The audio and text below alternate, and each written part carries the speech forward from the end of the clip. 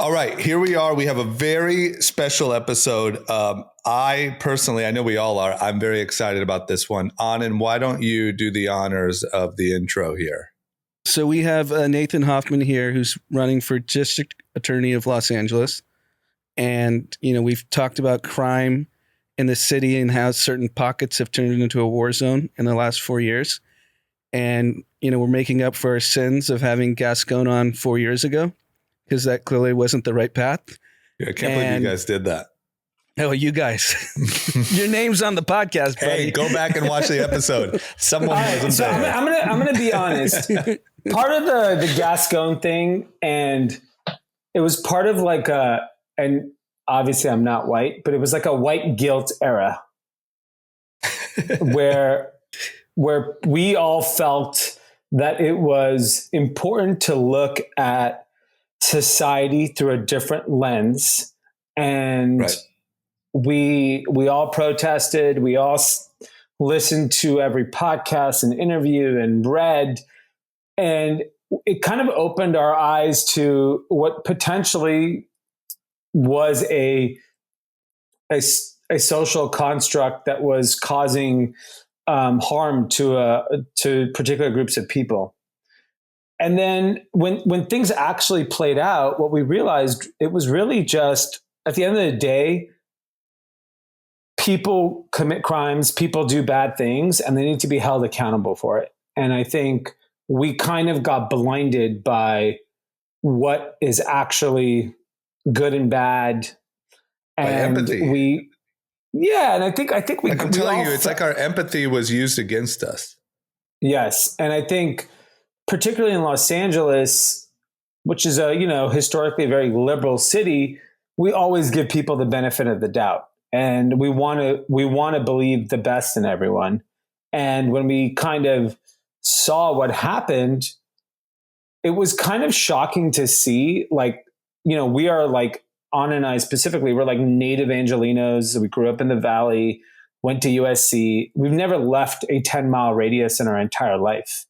And the city is everything to me, and now my family and my children. And so I really care about my street, my neighborhood, my parks, my schools. And I was just really saddened to see what happened the last couple of years. And then when Rick Caruso ran for mayor, I was very hopeful about a change in the city. And it's clear that there was a group of people that didn't feel the same way. So I'm very excited to have you on today and really kind of understand kind of your background, where you came from. I mean, I know where you came from, but I'd love for the audience to know, and really like, what's your vision for what the city could be under like a new kind of belief system? So thank you very much for having me on, and really appreciate the questions. So I'll tell you about my background, which kind of answers the question why I'm running for district attorney, but also even answer that question on why people ended up voting for George Gascon in 2020 and why they won't vote for him in 2024. In fact, that might be an interesting place to start. In 2020, in March of 2020, we had the primary. It was Jackie Lacey, George Gascon. Jackie Lacey almost wins the primary outright. She got like 48.9% of the vote. Then what happened on May 31st of 2020 is the George Floyd incident. It's followed by the defund the police movement that summer, protests and riots in the streets. The mayor, Eric Garcetti, switches his endorsement from Jackie Lacey to George Gascon. Gavin Newsom comes in for George Gascon. Kamala Harris, the senator at the time, George Gascon. Literally, he rolls the entire Democratic establishment against Jackie Lacey, who's the first African-American woman and Democrat to hold that position. And that's how you got George Gascon. He literally comes in saying, I can release violent and serious offenders before they've served their full sentence. And I won't prosecute the same people to the full extent of the law, but I promise you if I do it, things are going to get safer, not less safe. Well, he's 2 for 3 on his promises. He did release people. He did not prosecute them, but things have gotten a lot less safe. And it's not just me saying it, it's the California Department of Justice statistics. that came out this last summer that showed in every year he's been in office, violent crimes, property crimes, hate crimes, fentanyl poisoning, shoplifting is up either double or triple digits. So my philosophy is different. I reject extreme policies. The extreme George Gascon, what he calls decarceration policy, doesn't care about the facts and the law if it doesn't meet his political agenda, where certain crimes and certain criminals will just not get prosecuted. Whether it's juveniles who steal just under $950 and now walk, not run out of a 7-Eleven with stuff in their hands because they know the DA won't prosecute them, or even violent gangs that learn that George Gascon doesn't bring the gang enhancement anymore, even if they engage in violent crimes motivated by their participation in a gang. So I reject these extreme decarceration policies. But what I also reject is extreme mass incarceration policies. They failed as well. Where I come down is the middle, and I actually call it the hard middle because you got to do the hard work. Blanket policies are inherently lazy. The hard work middle requires you to look at each case individually, the individual defendant, the defendant's background, the crime committed, and the impact on the victim. To determine who the true threats are to our public safety and need to be behind bars, those are often the repeat offenders, but also the ones that aren't. Your first-time nonviolent offender, if they violate society's laws, they got to pay their debt back to society. But that debt can often be paid back in a non-prison way. Call it community service, pick up trash on the side of the road. Restitution, pay it back if you stole something. Or if you've got a serious drug addiction, we're going to give you a choice with a diversion program. You can go to prison, or you can go through an 18-month rigorous rehab program. And if you make it through one day at a time, we'll give you a certificate at the end of it and wipe your record clean of the crime. Those are the proportional punishments for the crimes that are part of this hard middle approach. So let me ask you a question. Obviously, your rationale is very practical. What would make someone like George Gascon believe that his policies are right? Because I could go like deep conspiracy theorist on why I think that's right, but you probably have a more rational answer on it. I'm just so confused why someone would think what he is doing is the right thing for the city of Los Angeles. Well, you have to know who George Gascon is. He is someone who's actually the top prosecutor of both San Francisco and LA, but he's never actually prosecuted a case in his entire career. He's never even defended a criminal case in his entire career.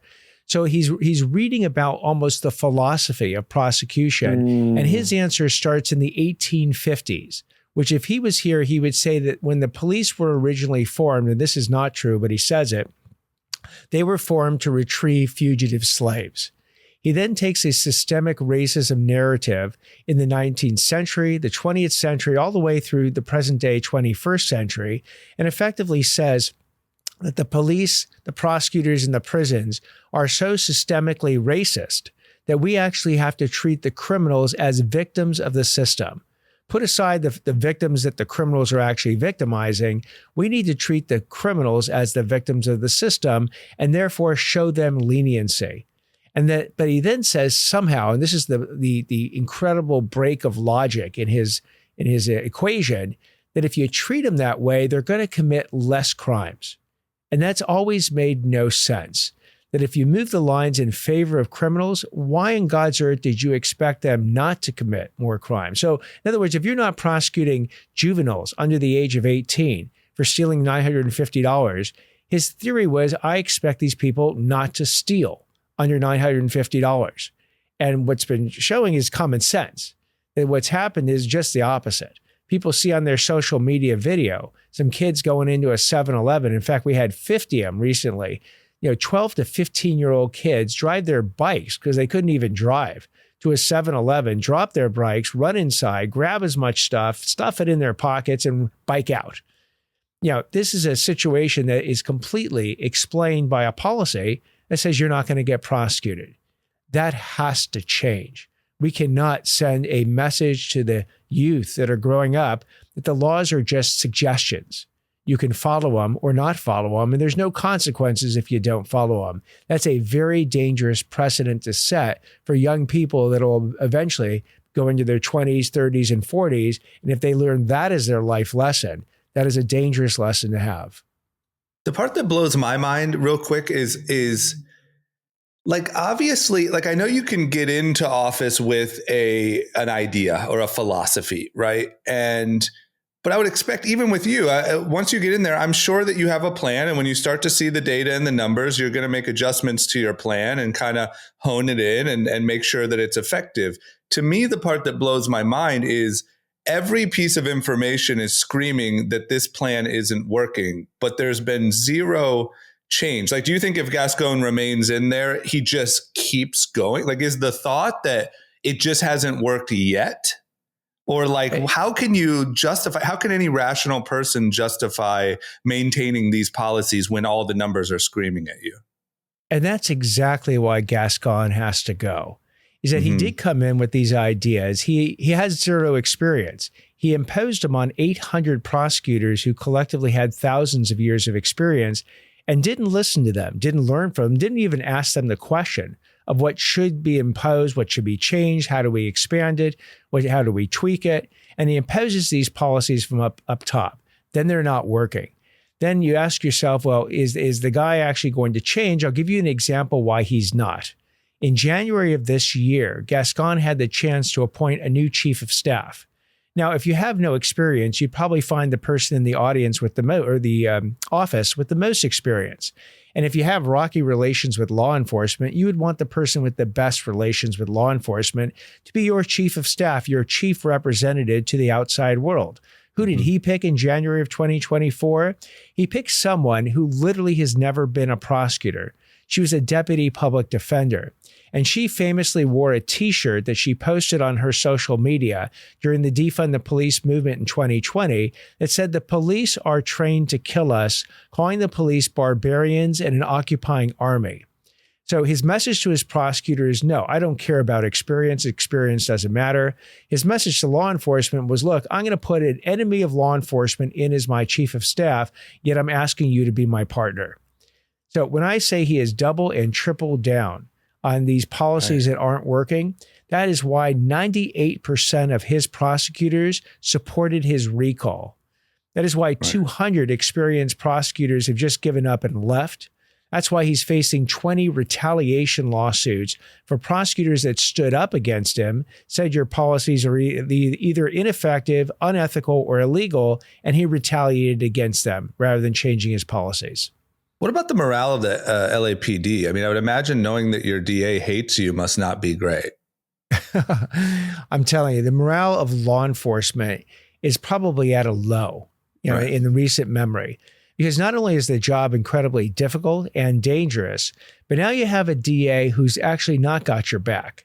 That they're investigating all these cases, they're dealing with the victims, they bring them to the DA's office, and one of three things happen. A few cases get through. There's 10,000 cases that have just been sitting there months or years waiting for someone to get through because he's enacted an incredibly inefficient system. Or there's other cases that just straight out get declined, not because there isn't facts and law to justify the case, but because of Gascon's personal political agenda, which is why LAPD has had a tough time recruiting people. They're down 1,000 officers. The sheriff's department is down 1,000 deputies. And they hopefully, when I become the DA, in fact, one of the hats I've worn recently in the last 3 years with my brother is that we are the co-founders of the LA Sheriff's Foundation. We've raised them a ton of money to help them do, to get equipment and things that they need that's outside their budget. And we have talked to hundreds of law enforcement officers, and they are so eager to get back to doing their job that I think when they see a new DA that will be their partner, be like manna from heaven. So structurally, how does it work? When you become district attorney, you have this vision. How do the prosecutors change their way of going about the way they decide to prosecute criminals? Oh, you're going to love this. Turns out the DA in our society is an extremely powerful position. The DA does not take orders from the governor, the attorney general, the mayor, the city council, the board of supervisors, the sheriff, or the police chief. As Gascon showed us, the DA is effectively a governing body of one person. Gascon, on his first day, his first hour, his first email, issued 9 special directives that changed the course of criminal justice in favor of criminals and away from victims. Just as quickly, I can switch that around.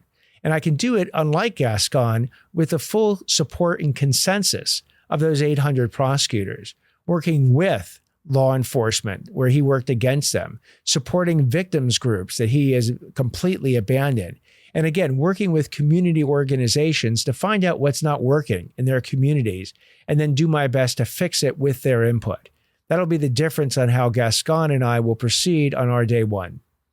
That's super it's helpful. scary how much power, like that. It's like if the wrong person's in there, they can do a lot of damage. We've been talking about on the podcast for years why George Soros goes around funding DAs around the country. Now it makes sense. You run the city. Yeah.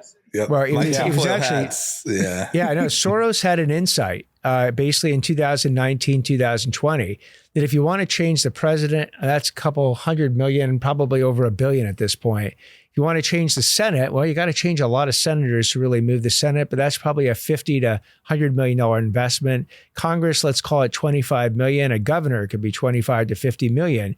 But for a few $1 million in the select races, you can actually change the DA who can change criminal justice in that region on a dime.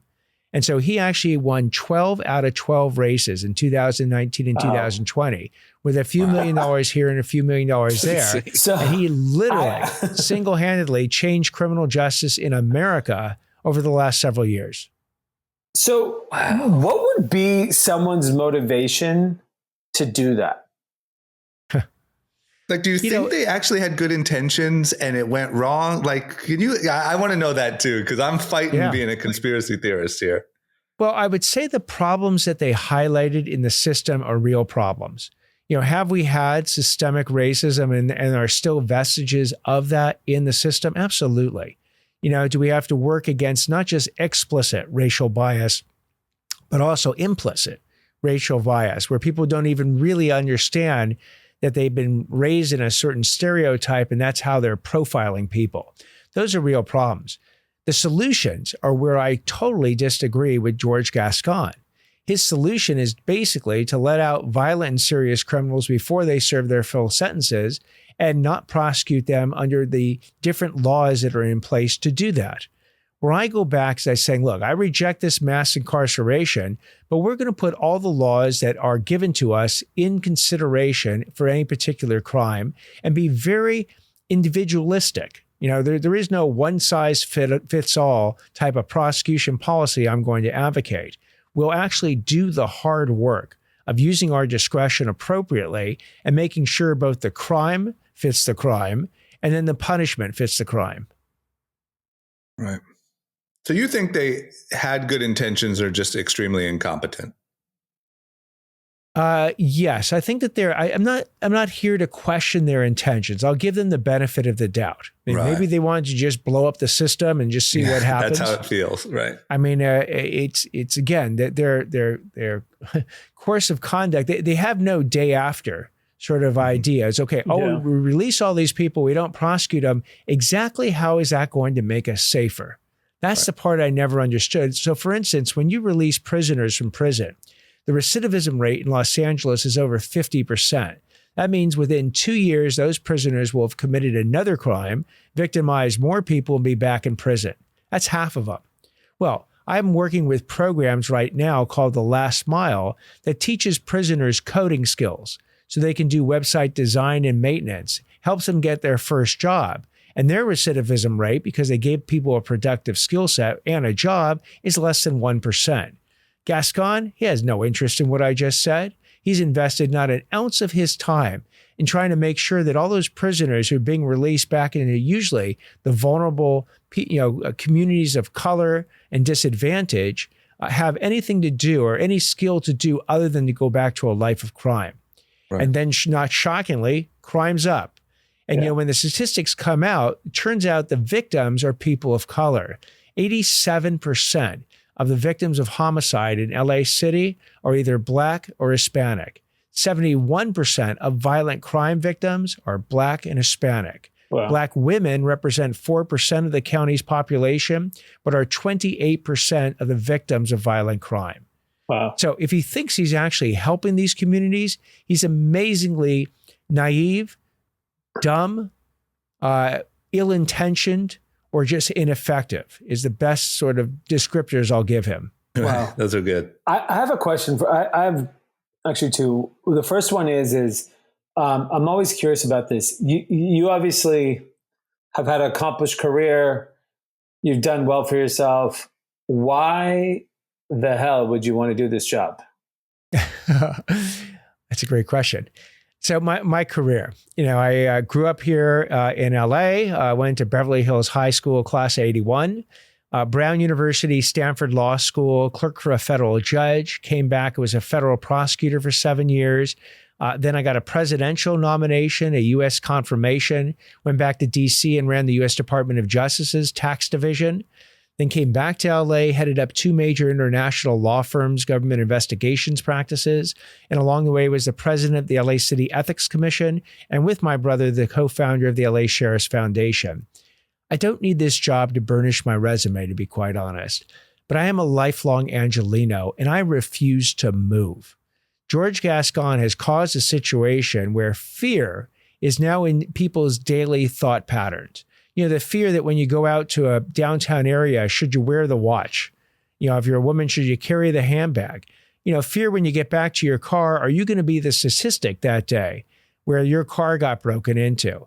Fear that when you get back to your house, you got to check all the Ring cameras first because someone has actually entered your house and broken into while you've been away, or maybe waiting for you to open up your gate and follow you on in. Yeah. That fear is unacceptable. Gascon's policies will not change that. If anything, it'll aggravate it over the next 4 years. And then he's gotten a lot of people to move. I refuse to move. I refuse to have, I'm not going to move my family, my friends, my neighbors, all you guys here on the podcast, anyone from LA County listening to this podcast. I refuse that. Instead, I'm going to do my best to get rid of Gascon. And hopefully on November 5th, at the end of voting on election night, I'll be able to tell you folks that Gascon is finally gone. Yeah, I mean, that's obviously very exciting for us. And it's funny because I travel a lot, and I was out of the country last week, and I can't tell you how many people came up to me that I've known forever. They're like, "Are you okay? Is it safe? Like, how are you and the kids doing? Like, how do you," they literally think it's Mad Max of like what we're living through. And what's interesting is I saw, I don't know if it was LA Times today that said you're like 30 points ahead in the polls. And simultaneously in our neighborhood WhatsApp group, so I live on the border of West Hollywood and Hollywood, there's been an enormous surge in crime. And if I am a criminal, I'm like, this guy's about to win.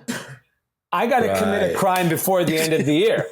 Right. I think it's the fire sale right now. Yes, it's like, the rush. It's like, when a tax law is about to be changed, everyone knows he's about to win. And I think the criminals are like, fuck, we got to get this together. We got like this 90 days left. We need more Rolexes. Yeah. And that's same in the stock market. You tax harvest loss at the end of the year. Yeah. And I think there's like this weird surge because they know the party is over.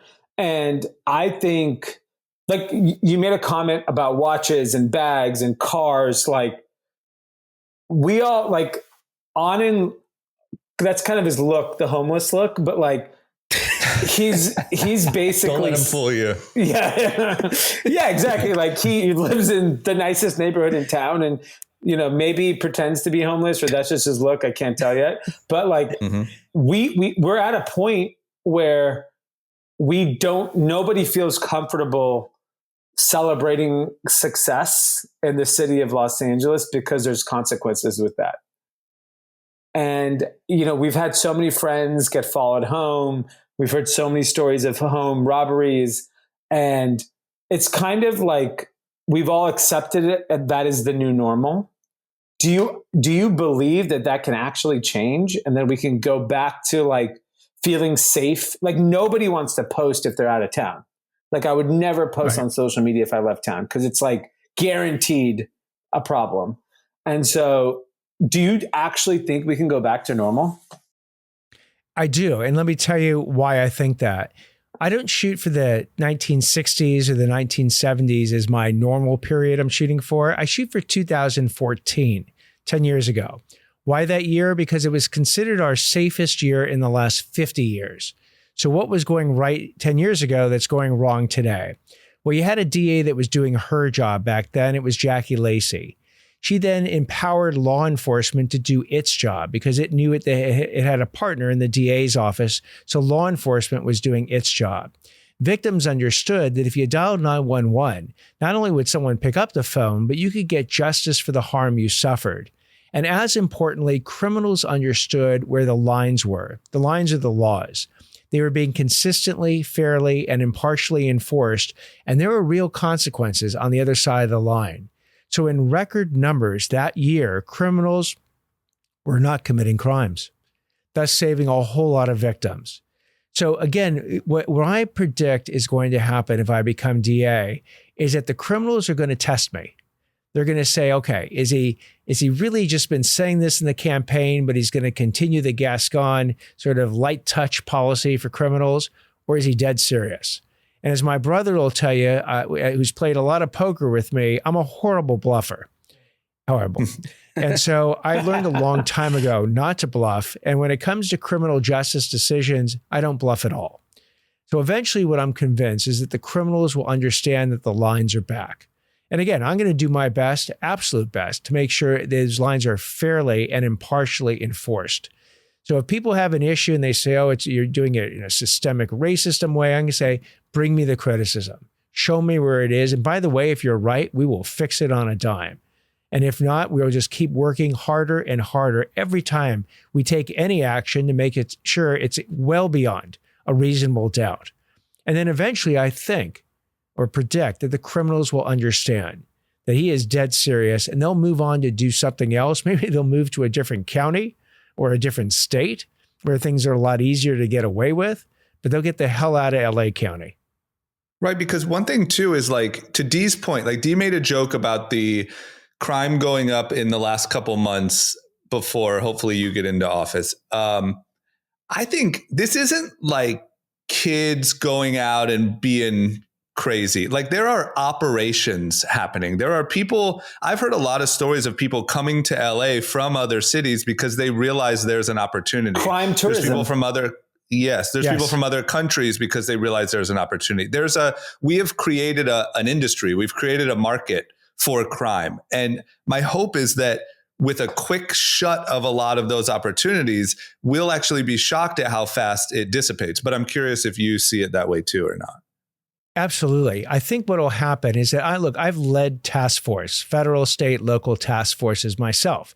When I was a federal prosecutor, I led the disaster fraud task force that went after people ripping off the relief efforts from the earthquake, the fires, the floods, and the riots. Mm-hmm. So I know how to work with the federal government, with the state government, with the local government. And you got to work with all three if you want to, for instance, shut down the Chileans, the Colombians, and the Venezuelans from coming here and operating effectively like a gang and stealing stuff from people's houses. Or recently, it's the gangs from South LA that have basically, and they don't care. The Chileans seem to wait till you leave your house. The gangs here in South LA, they don't care if you're in your house when they come by. And if we start using a lot of the tools that the state legislature has given to DA's office to severely deter gangs coming into people's houses, they'll get the message. Because the goal, again, is not to fill the prisons to the breaking point. If anything, that's the failure of the criminal justice system. Yeah. The goal is to make sure that line is so clear and the consequences so consistently enforced that the criminals elect to do something else other than commit crimes. Yeah, because I've heard from very credible sources at very nice restaurants, at the clubs, there's spotters that are paid by the crime syndicates to say, like, guy in white hat has a Patek Philippe on, this person has a Hermes They ride bag. around on bird scooters and they ride up and down the streets and spot who has the stuff. Yeah. And then they report back to whoever's going to actually do the robbery. And that's why, in large part, what you've seen, especially mostly with the federal government, not with DA Gascon's office, like they recently targeted, for instance, the Aryan Brotherhood. They brought an indictment against 76 people. Yeah, 42 of them got arrested on the same day. That's how you take down a criminal gang. Now, the federal government's been willing to do it. They have effectively some of the similar laws that the state and the locals have. But Gascon has been missing in action for the last 3.5 years. My theory is that if the DA's office works with the Attorney General of California's office and the federal government, and you start taking down these gangs one at a time, and you go down, you're going to have to go down to the spotter level. And you'll go all the way up to the, whoever the shot callers are, all the way to the top. And not only take the gang individually down, but go after their money, go after their resources, their crypto, their assets, their cars, their boats, their houses.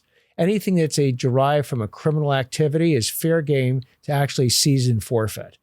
So if you put them in jail or you take their money, you're going to shut down a whole lot of this as quickly as you can get it done.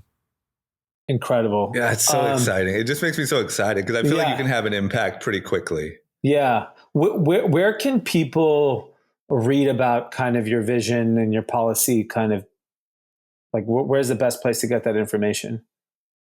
Probably my website. We've made sure the website had tons of information. It's nathanhochman.com. Nathan, Nathan. Hochman is HOCHMAN.com. And you can sign up for any type of social media feed you'd like. I mean, we are tweeting or Xing probably 3, 4, 5 times a day. Same thing with Instagram, TikTok. If you're Facebook, or Meta, I guess they call it, LinkedIn, take your pick on social media. Great. We're hitting them all and repeatedly every single day. That's or just go right to the website and link in there. Yeah. So our mom, last question for me. Our mom lives in Granada Hills.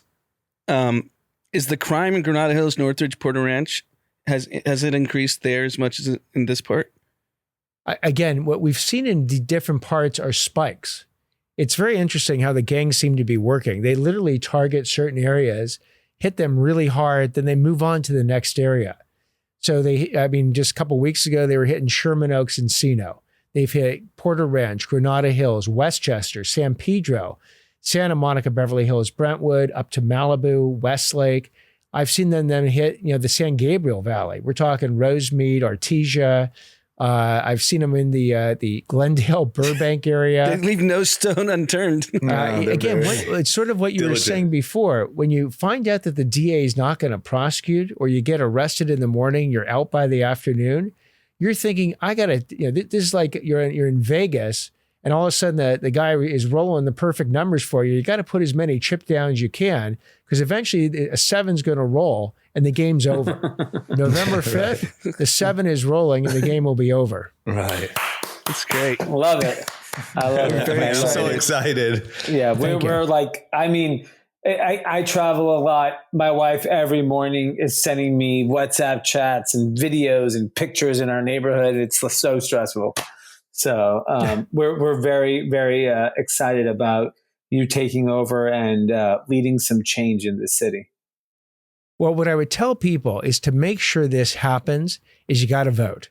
Those ballots had now been mailed. If you're a registered voter, and by the way, if you're not registered, it's still easy to register. Literally go online. I think it's Register California or just register.com, or just type in the word register and you'll get all the websites. It takes about 5 minutes to register it online. Then you can either get a ballot sent to you, or you can vote in person on November 5th. And if everybody who's listening to this votes, actually who can vote, wow, this will be a landslide victory, because that is my goal right now, is to basically touch as many people, their family, their friends, hit their social media, their texts, their emails, everything, and really leverage the power of viral technology and networking in a way that 20 years ago, I'd have to do this personally. Yeah. I'd literally have to, if I wanted to speak to 100,000 people, I'd have to rent out, a stadium to do it. Now I can talk to you guys in the comfort of this couch, and I could literally be speaking to 100,000 people because of all the networking that can be done. So if we can get people to vote and make sure, those votes get done before or on November 5th, that's how we're going to get rid of Gascon. Amazing. Well, thank you. I know you're very busy, and You have a lot of things going on, so we appreciate your time. Oh, my Thank pleasure. you. Thank you. And we will spread the word from now until the 5th. Fantastic. Thank you. Well, that was great. That was great. I already feel safer. Yeah. Maybe I can buy do you nice realize, things. right? Do you realize that like I didn't want to, this was too much of bubble problems and too niche to bring up, but like I'm literally waiting to see if I'm going to move or not, if he gets elected or not. Right. Because, I've said it on the pod, I live in like a safe building that's secure and all that stuff. But like everybody I know that has a house or anything that's not super secure has been robbed, or you had a homeless guy just waltz into your living room. D's on a WhatsApp chat with Chilean drones flying over his house. And then remember next to my gym, the FBI raided the house. FBI raid, right. So, and that was 10 a.m. Literally, if he gets elected, I'm going to, start looking at other places to live. That's how impactful it is, like personally. And I love the explanation of the DA that they basically control the entire city in terms of who goes to jail and who doesn't. What a hack. It's also why it reminded me that like, even though I've been very outspoken about how like I'm pretty just over the presidential election and not planning to vote currently, things like the DA are so important. The reason living in California, voting in the presidential election feels like I'm not going to have any impact, and the whole thing I'm just tired of, but the DA has a huge impact. It's crazy. And I know he didn't get to say this because we were just tied up on time and questions. He is, pro-choice, pro-LGBTQ. Right. He was a federal prosecutor that put dirty cops in jail. So it's not like he's this radical because he's not an extreme leftist. Right. He's actually just reasonable. Yeah, we're so used to radical that we're like, oh, you're going to arrest people? Well, then you must be,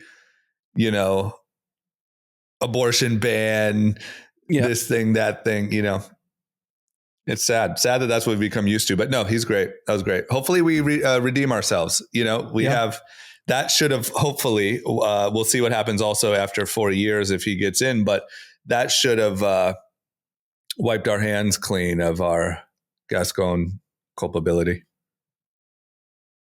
We'll see. Yeah. We did our best. Okay, here's some quick news before we take off. There's a massive hurricane currently hitting Florida. I think it's starting now. It kind of seems like the worst of it will be this evening. Pretty wild. I mean, you can never tell from the news, like sometimes the news blows things way out of proportion, but it is like, I think the Tampa mayor said evacuate or you're going to die. Yep. It definitely seems to be bigger than the norm. Funny enough, I actually talked to a friend last night who lives in, 30 minutes south of Tampa, and he's staying. Why? I don't know. I'm like, why? And what are you doing? He's like, I don't know. We've been through hurricanes before. I'm like, do you board up your windows or something? He's like, nah. And I'm like, what are you doing? This is one of the worst hurricanes we've ever seen. Have you seen the reporters doing the simulations? No, not yet. So no. They're in a studio, and behind them's a simulation that the water can get up to 15 feet. And basically after 9 feet, you're dead. Right. Like at 3 feet, you're going to contract serious diseases. Right. There's alligators loose, crocodiles. Staying is honestly one of the dumbest things you can do. And what's even worse is it's become a TikTok trend. I don't know if it's gotten on your feed. No. So these 20-something-year-old kids are live, they're TikToking the storm, and whatever areas have already been hit, including Tampa had started to get hit yesterday, and they're doing it for clicks. And they're showing that they're staying and filming the content. I don't leave. And then they're trying to create content out of it, and they have millions and millions of views, and they're trying to be the next star on, young TikToker. And, oh my God. And then even worse, and this has to be criminal, Aiden Ross said he'd give $70,000 to anyone who would go and withstand the storm. And if you make it through, I'll give you 70 grand. Oh my God. And so there's a kid doing it, and all he has is ramen, an air mattress, and an umbrella. And he's live TikToking it. You're kidding. I swear, you can find it right now. That's the challenge? Like no tent? Well, he doesn't live there. He probably came from somewhere else, and he probably didn't prep. Like what happens if Aiden Ross kills a kid? That's what I was talking to Josh about. Live that. on I was TikTok. like, that's crazy. Yeah. I wonder if there was a chart of like social media content related deaths. You know, like you hear those stories about people trying to like take photos of like wild animals or like take a selfie on the edge of a cliff. I would have to imagine that content related deaths are through the roof. 100%. I mean, I don't wish this on them, but all these kids staying there live TikToking. Right. If it's as serious as they say it is, right. There's families of 4 that are posting on TikTok that they're not leaving, and they have like 2 young kids. My friend has 2 toddlers. Jeez. I'm like, dude, what are you doing? I mean, it's not the safest, most sound decision-making friend I have, but holy shit. It's just, anyway, look, I hope everyone's safe. It does seem, I know that the news can blow this stuff out of proportion. It does seem more than the norm.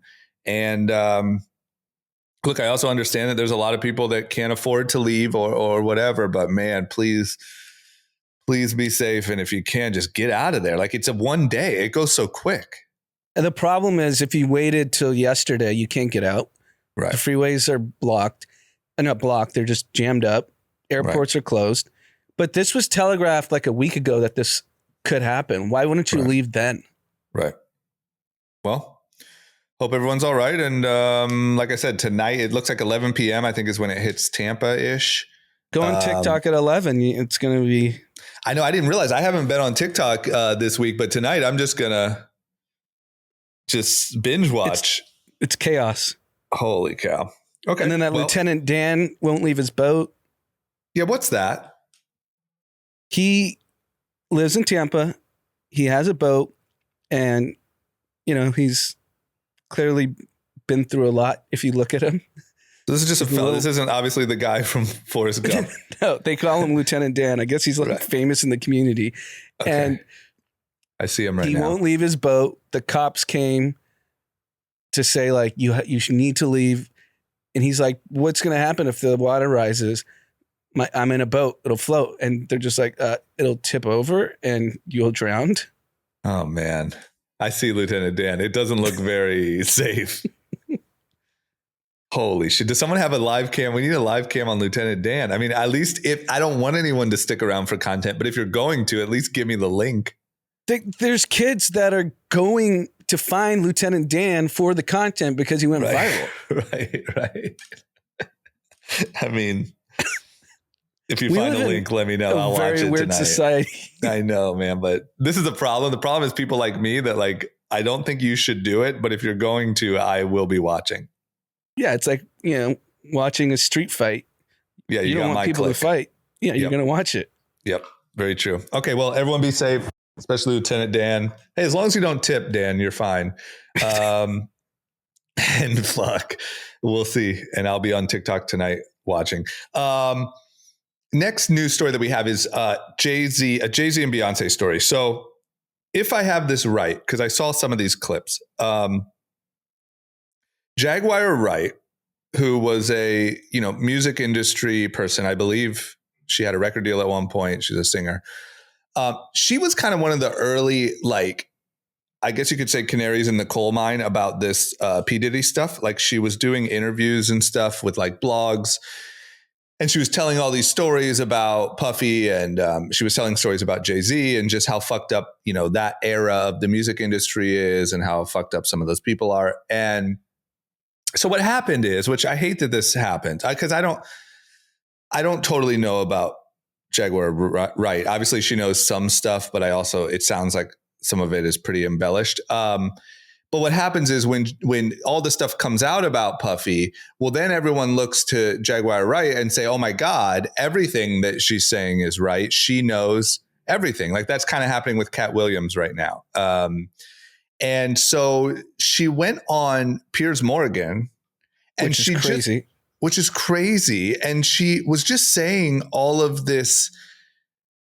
her theories, and really going hard on like Jay-Z's next and Jay-Z's worse and Jay-Z's the reason why. And like, look, I don't know. I mean, I've been surprised before, so I'm not saying I know anything, or I don't even have an opinion, but to go on such a major platform and make such accusations as straight up fact. I think he even gave her a couple opportunities to kind of say like allegedly, and she was like, no. So she did that. And now, of course, Piers Morgan is facing some, legal issues from Jay-Z and Beyonce's attorney. So originally he said that he was sent a cease and desist of some sort. Apparently that's not totally the case. Do you know any update? Yeah. So apparently Jay-Z and Beyonce's lawyers gave an ultimatum. If you don't take down the video and issue an apology, there'll be a court order. I'm sure Jay-Z and Beyonce have very powerful attorneys, so they could probably enforce that pretty quickly. Right. And who knows how far it could have gone. This woman, Wright, is basically the Alex Jones of hip hop. Right. And because she says crazy shit. See, this is the problem, right? Everyone who was ringing the alarm bells on Diddy, it's like Alex Jones was right on one thing, which is Epstein Island. And then... And 9/11. Give the man credit. Oh God. And and then it emboldens you to just keep saying crazy shit because it's like a dead clock's right twice a day. Right. And she's now on the podcast circuit. Yep. You can find clips of her everywhere because it's working. You're getting the views. It's like watching Lieutenant Dan. Yeah.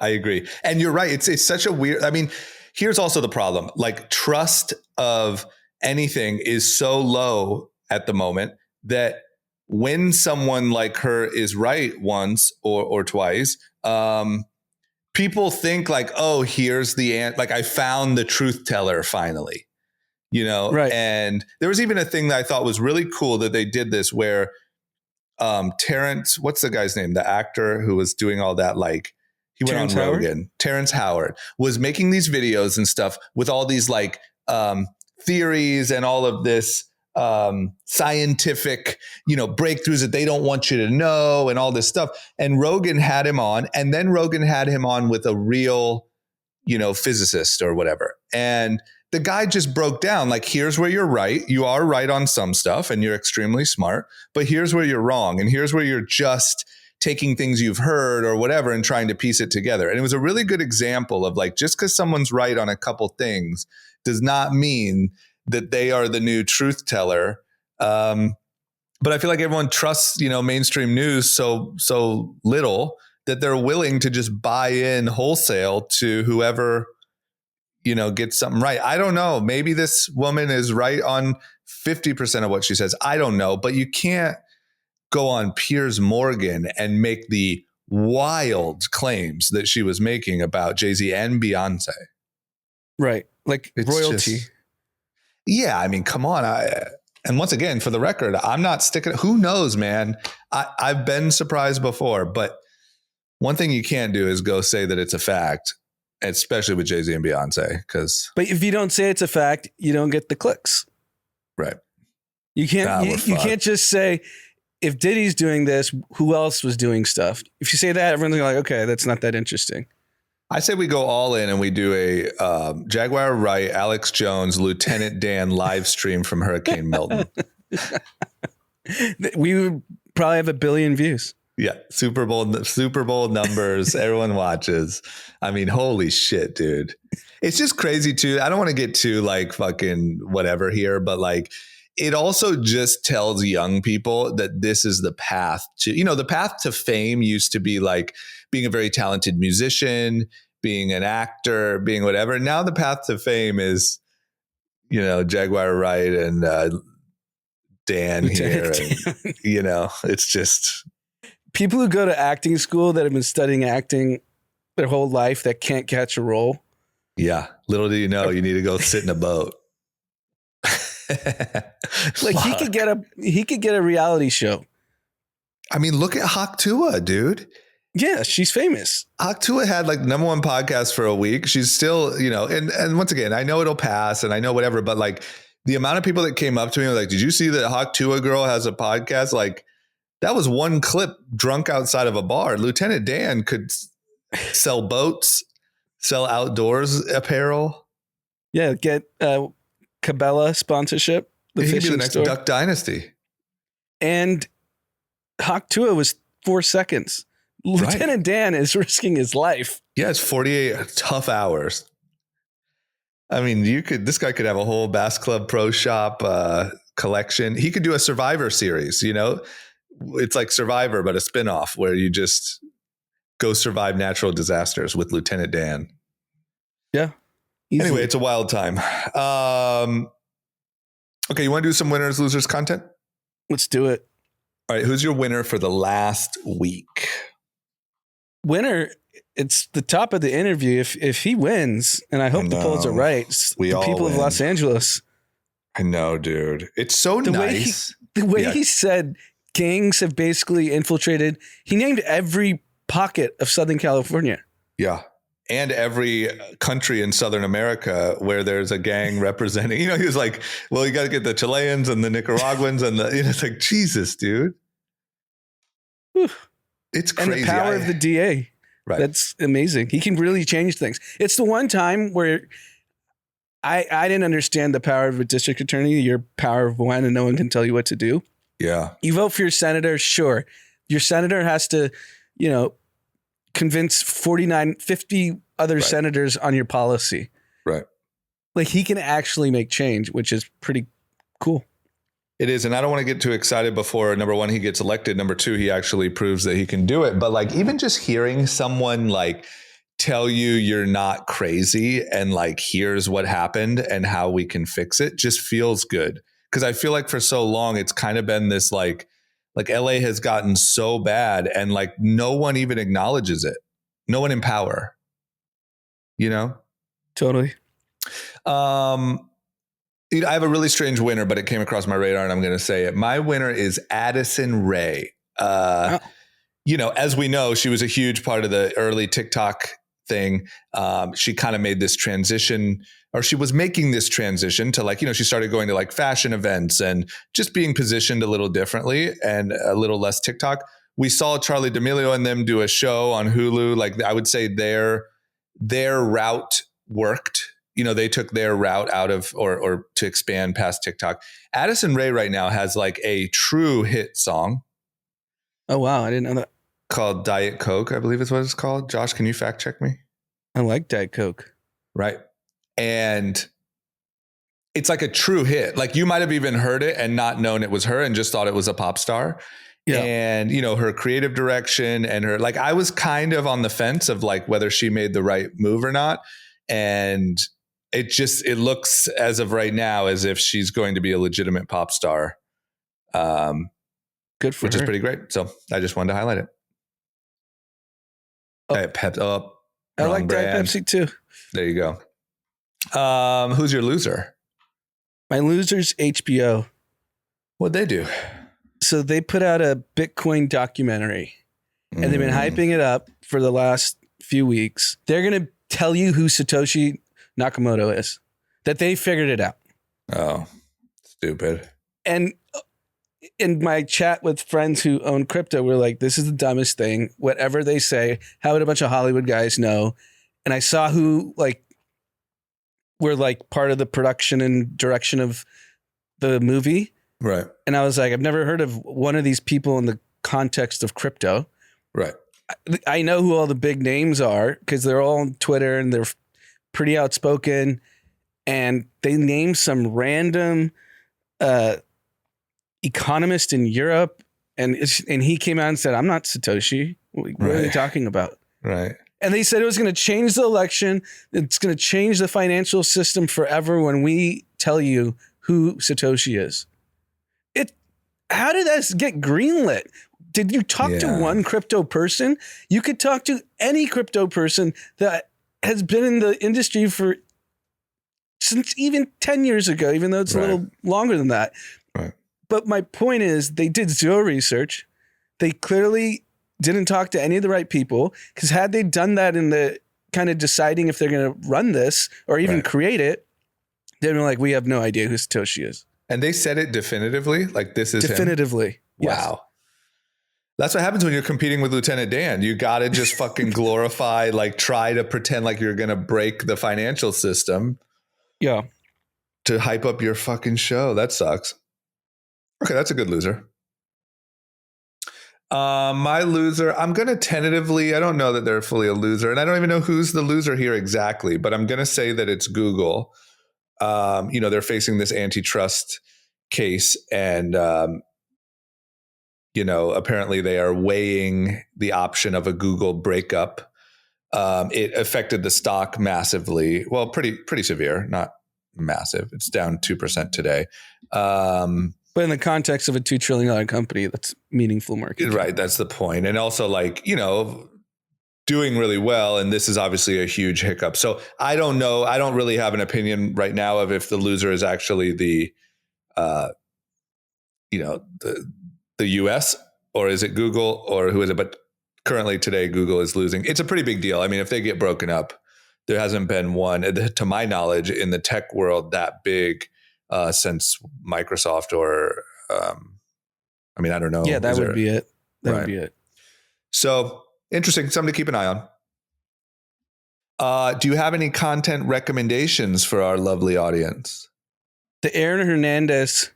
It's not a documentary. They call it docu-series. Yeah, it's scripted. Yeah. And it's on Hulu. No, everyone on Twitter says it's so bad it's good. So okay. I don't know what that means. It's probably right up Dee's alley. He'll say it should win an Emmy. Right. Yeah, I'm into that. If you approach it knowing it's so bad it's good, those can be fun. Yeah. Okay, that's a good one. Mine is, I don't know if you've seen this, and you might not even be as into it as I am, which I'll explain in a second. Netflix has a new series. So I really feel like they had so much success with like that Formula One show. Yep. And then, they did a show called like Quarterbacks. Yep. And then I think they had a show called like Receivers. Yes. Now they have a show called Starting Five.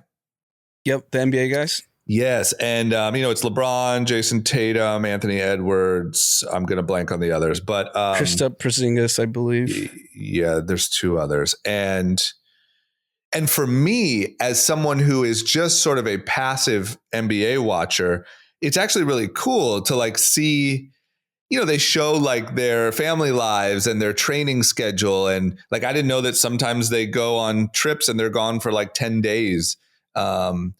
Playing in different spots or whatever. And so there's so much that it's just cool to see what goes into making them who they are and how tough it can be, how much work goes into it. It's just cool. And also I just love when like there's a lot of good like mic'd up moments where they're playing and they have mics on, and it's just fucking cool. It's just well done. I really like this idea of like giving people a deeper, more human look into different sports, because I couldn't have given a shit less about Formula One until I watched that show. And now I, still passive, but like I understand what's going on. When I hear who won, I, remember the name. So it's really well done, and everyone should check it out. And there's also a LeBron Bronny doc that I believe is released, basically documenting Bronny's life and obviously the cardiac arrest. Right. And Savannah's in it. Obviously LeBron. It's done by Uninterrupted. And back to your point, the Starting Five. Then we'll do shout outs. So there's a gym, Proactive Sports in Westlake. A lot of pro athletes go there. Yep. And we didn't get to see it, but it was like later in the day. The trainer told us, and it was all over Instagram, Kyrie, Kevin Durant, Paul George, like you said, they pop in for 10 days to a city, play pickup with whoever's there. Right. And he was telling us that like the whole gym stopped to watch. They played 5-on-5 with like a couple college guys. and they're all like laughing and, you know, dribbling and shooting. And he's like, the moment they tipped, it was like an NBA playoff game. Right. He said the intensity was just, and this is just a random game in the summer where they're trying to get shots up and keep sharp at their skills. That's so sick. See, I love that stuff. Like, obviously they don't show that exact thing on this show, but like just seeing, I don't know, you do see the behind the scenes and a little bit of the mental where they're coming from, you know, like it's just fucking sick. Yeah. Love it. It's dope. Okay. Should we highlight some YouTube comments? Let's do it. All right. We have James Muller says, I don't get this. Anand should wear dark blue shades from here on out. He's referencing being liberal. Fucked up, James. That's a weird diss, though, or a weird like approach. Like, you didn't wear sunglasses on one of the episodes, did you? Or no, I've never worn it. D used to. Dark blue shade. Okay, James, listen, we hear you, and this is why we like when you guys talk shit on YouTube. Sometimes you're really good and have good zingers. This one came up a little short, but at least we can all talk about it. Next one is, I'm not even going to be able to say that name or whatever that is. D can take on a $20 million sponsorship for some BS food product and have all the Celine jackets he wants. We agree. And I think that was the point. I think that's why he was saying he would gladly take it. I think we all would. $20 million. Come on. And then the last one from, I'm just going to, Arnien's 1962, hashtag the model. I would like some context on that. That's the, isn't that the betting thing or no? Isn't that the Discord? Oh, sorry. You're right. I should know this. I'm obsessed with the model. Right. That's what it is. Yep. Okay. I mean, this model. So once again, there's a fucking, I mean, you explain it in our Discord. JD34. Right. And he said his friend, he has a betting model that has done insanely well weeks 2 through 5 in the NFL. I think he started week 2. And then I started playing the games. And now you're rich. After that podcast we did with me talking about it, people are coming in because we have a bunch of different channels. Right. And this was like the Kathy Betts channel. And people are flying in. Where's the model? Where's the model? What's the Thursday night pick? They're like going crazy. That's so good. Yeah, that's great. I mean, this thing is, I have a feeling this thing is going to snowball into taking down DraftKings. That's my prediction. Yeah, think about, I'm sure he's a very talented data person, but there's a lot of talented data people. They can all do this on their free time. Right. It's pretty wild. Okay, well, hey, if you know, join our Discord. That's it. That's all we got. Everyone have a great, rest of your week and weekend. If you're anywhere near, the hurricane, either get the fuck out. Well, it's probably too late. So you know what? If you're anywhere near the hurricane, go ahead and start streaming. And maybe throw that in our Discord and just say, hey, just so you know, Kathy reporting live from the eye of the storm. I don't recommend it, but if you've waited this long, it's probably too late. So you might as well get some content out of it. Have a good weekend. Thank you for listening. Go vote. Make LA safe. Enough is enough. We'll see you guys later.